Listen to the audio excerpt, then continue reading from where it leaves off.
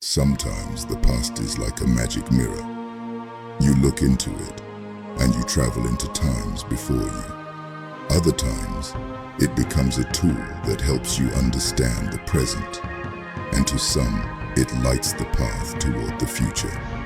Here at Efik Stories, we travel through time, through Efik eyes, in tales of recorded history, oral traditions, and ancient myths, to remind us how far we have come and to make us wonder where we should be going.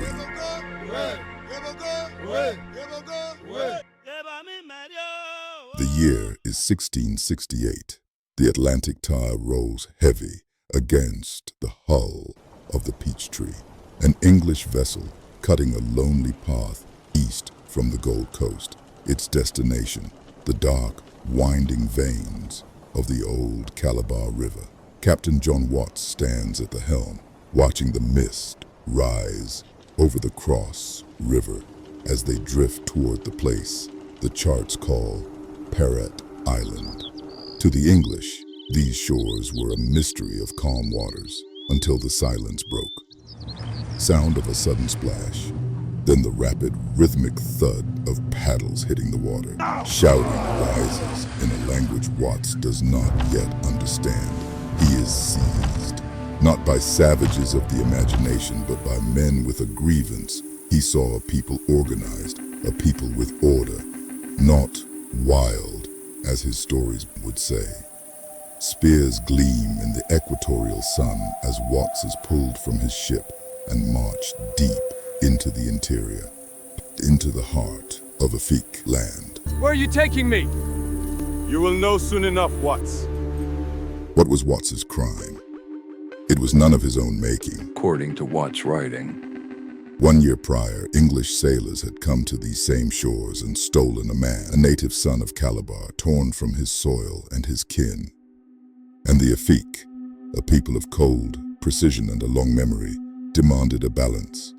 A man for a man, an eye for an eye. For weeks, Watts is a ghost in the farms, laboring under a sun that does not know him. But as he works, his eyes open. He sees a world, not of chaos, but of deep, meticulous order. He sees a people who are wise and watchful. The bustling center of Duketown, Watts is brought before a shadow of history. Effiom Okoho, known to Watts's English tongue as Ef and Me.